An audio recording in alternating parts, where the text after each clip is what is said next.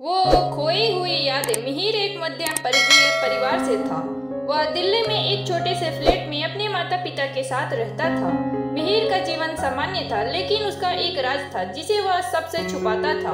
वह अपने बचपन के बारे में बहुत कुछ भूल चुका था। उसका जीवन एक निश्चित ढांचे में था: काम, पढ़ाई, दोस्तों के साथ समय बिताना और फिर घर लौट आना। लेकिन कुछ तो था, कुछ ऐसा था जिसे वह अक्सर महसूस करता था जैसे उसके जीवन में एक कमी हो, जैसे किसी महत्वपूर्ण चीज की यादें उसके दिमाग से गुम गई हो। एक दिन मिहिर को एक पुराना बक्सा मिला जो उसके दादाजी ने उसे सौंपा था। उस बक्से में कई पुरानी चीजें रखी हुई थी, जिसमें कुछ पुराने पत्र, तस्वीरें और एक टूटा हुआ कैसा सा छोटा बिंदु था। मिहिर ने उन चीजों को ध्यान से देखा और उसे कुछ अजीब सा एहसास हुआ, जैसे ये सारी चीजें उसकी खोई हुई यादों से जुड़ी हो। उसने उस दिन ठान लिया कि वह अपनी खोई हुई यादों को ढूंढेगा और उन सभी सवालों का जवाब मिलेगा जो उसकी जिंदगी को कभी समझने नहीं दे पाए थे। मिहिर ने उस बक्से को खोलते हुए उसमें से एक पुराना पत्र निकाला। वह पत्र उसकी माँ के नाम लिखा गया था, लेकिन उस पत्र पर तारीख नहीं थी। वह पत्र कुछ अजीब था। उसमें लिखा था, जब तुम ये पत्र पढ़ोगे तब तक सब कुछ बदल चुका होगा, लेकिन तुम्हें कभी भी अपने रास्ते से नहीं हटना चाहिए। मिहिर ने यह पत्र कई बार पढ़ा, लेकिन वह इसे समझ नहीं सका। उस पत्र ने उसके दिल में और भी सवाल खड़े कर दिए।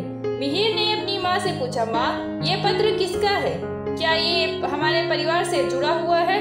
माँ ने उसकी आंखों में एक गहरी चुप्पी सी देखी और फिर धीरे से कहा, यह तुम्हारे दादाजी का लिखा हुआ था जो हमें छोड़कर बहुत पहले चले गए।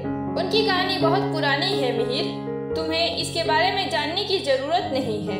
लेकिन मिहिर के दिल में दादाजी की यादें ताजा तरीन हो गई और उसे एहसास हुआ कि वह अपनी खोई हुई यादों का पीछा नहीं छोड़ सकता। मिहिर ने अपने दादाजी के पुराने दोस्तों से मिलने का निर्णय लिया जो अब भी दिल्ली में रहते थे। वह एक ऐसे शख्स से मिला जिसका नाम था शिवराज, जो दादाजी के बहुत अच्छे दोस्त थे। शिवराज जी ने मिहिर से कहा, तुम्हारे दादाजी की जिंदगी बहुत संघर्षमय थी मिहिर। वह एक समय में बहुत बड़े आदमी हुआ करते थे, लेकिन फिर किसी वजह से उनका जीवन एक अंधेरे मोड़ पर आकर रुक गया था। शिवराज जी ने मिहिर को दादाजी की एक पुरानी तस्वीर दिखाई जिसमें वो एक शानदार महल के बाहर खड़े थे। वह महल बहुत भव्य था, लेकिन आज वह खंडर में बदल चुका था। यह महल तुम्हारे दादाजी का था, शिवराज जी ने कहा। लेकिन फिर एक दिन वह सब कुछ खो बैठे। उनके जीवन का एक राज था जो शायद आज भी खोया हुआ है। तुम्हारे दादाजी ने खुद को भी माफ नहीं किया मिहिर। वह जो गलती कर बैठे थे वह हमेशा उनके साथ रही। मिहिर को अब तक समझ नहीं आ रहा था कि उसने शिवराज जी से और पूछा, कौन सी गलती शिवराज जी? शिवराज जी ने गहरी सांस ली और कहा, तुम्हारे दादाजी का नाम महान था, लेकिन उन्होंने एक बार किसी को धोखा दिया। यह धोखा उनके जीवन का सबसे बड़ा अफसोस था। उस दिन के बाद से उनके जीवन बदल गई। मिहिर को अब सब कुछ धुंधला सा दिखने लगा था। उसे यह समझ में नहीं आ रहा था कि उसके दादाजी ने ऐसा क्या किया था जो उन्होंने उस घड़ी के बाद खुद को कभी माफ नहीं किया। एक दिन मिहिर को एक और पत्र मिला। यह पत्र दादाजी के पुराने कमरों में से निकला था, जिसमें दादाजी ने लिखा था, मुझे माफ करना, मैं कभी भी तुम्हारा विश्वास नहीं तोड़ना चाहता था, लेकिन अब जब मैं ये पत्र लिख रहा हूँ तो मुझे लगता है कि मैंने अपनी खोई हुई यादों के साथ जिंदगी की सच्चाई से रूबरू हो गया हूँ। मिहिर अब दादाजी के पिछले जीवन के बारे में जानने के लिए और भी गहरे सवालों का सामना कर रहा था। क्या उनकी खोई हुई यादें एक गलती का परिमाण थी या फिर कोई और छिपा हुआ सच? मिहिर ने अपने दादाजी के पुरानी यादों से जुड़े स्थानों का दौरा करना शुरू किया। वह उस पुराने महल में गया जहाँ उसकी दादी जी की जिंदगी का एक बड़ा हिस्सा छिपा था।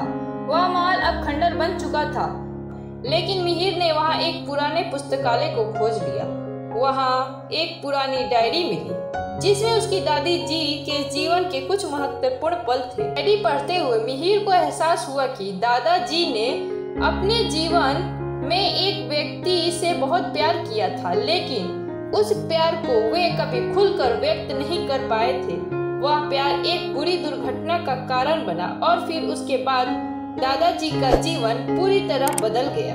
मिहिर को अब यह समझ में आ गया कि खोई हुई यादें सिर्फ अतीत का हिस्सा नहीं होती, बल्कि वे हमें जीवन के कुछ महत्वपूर्ण पलों और गलतियों को समझने का अवसर देती है।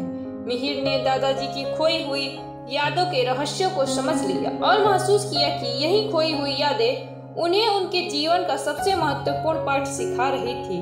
वह अब जानता था कि हमें अपनी भूलों को माफ करके समय को सही दिशा में जीने का प्रयास करना चाहिए। खोई हुई यादें हमें सिर्फ अतीत में नहीं बल्कि भविष्य में भी मार्गदर्शन करती है। मिहिर ने अपने दादाजी के लिए एक श्रद्धांजलि बनाई जहां वह उनके जीवन के सभी महत्वपूर्ण पहलुओं को मान्यता दे सकता था। उनकी खोई हुई यादें अब पूरी तरह से स्पष्ट हो चुकी थी और उसने महसूस किया कि कभी कभी खोई हुई यादें ही हमें हमारे असली उद्देश्य की पहचान दिलाती है।